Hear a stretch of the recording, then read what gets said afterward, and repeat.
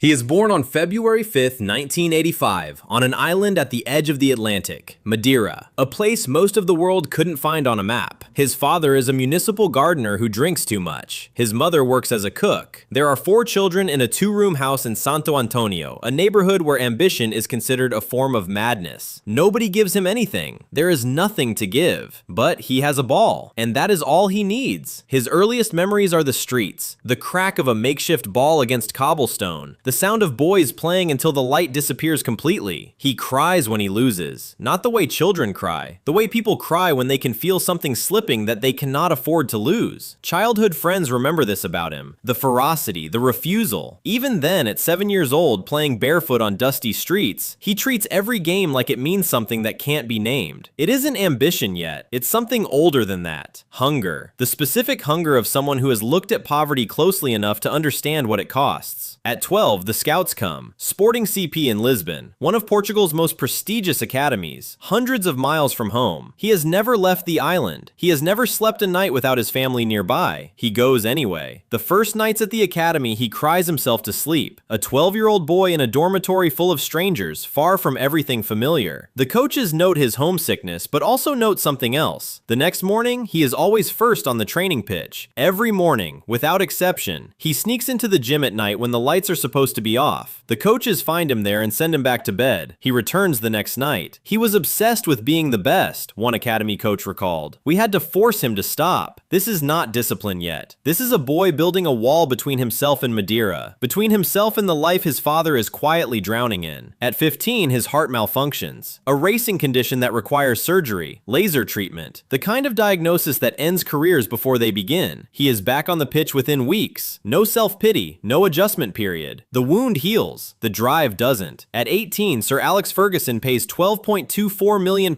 for him, a record for a teenager. The English press is skeptical. Too skillful, too flashy, too Portuguese. Manchester United's players have a different reaction. After a single friendly match, they corner Ferguson in the tunnel and beg him to sign him. Not because of the goals, because of something they witnessed in his eyes during a preseason game that summer. A concentration so complete it bordered on terrifying. Ferguson signs him that same week. He later says, "There are players born to be greats with natural talent. And there is another essential factor, the work ethic necessary to make yourself into a complete player." Cristiano had this desire to be the best to the level of obsession. He wasn't offering a compliment. He was issuing a clinical observation. His routine at United becomes legendary before he becomes legendary. Every teammate leaves the training ground. He stays. Wayne Rooney, Rio Ferdinand, men twice his experience. They describe him the same way years apart, with the same disbelief. Always first to arrive, always last to leave. But this description doesn't capture the texture of it. It isn't about hours. It's about what happens inside those hours. He practices free kicks until his standing leg aches. He watches footage of his own performances the way other people watch their worst nightmares. Not to suffer, but to catalog every error with surgical precision. He is building a body that science will later struggle to explain. By his mid-30s, his body fat sits around 7%, tested by elite sports institutions. Compared to men in their physical prime, he is 36 years old with the muscular composition of a 22-year-old Olympic sprinter. He sleeps 5 times a day, 90 minutes each, polyphasic. He discovered that fragmenting rest allows faster muscle recovery. He hired a sleep specialist. He redesigned his bedroom. He treats unconsciousness as a performance variable. 6 small meals daily, no alcohol, ever, not a single drink in over 2 decades. He is not disciplined. Discipline implies a struggle between what he wants and what he does. There is no struggle. The football ate everything else years ago.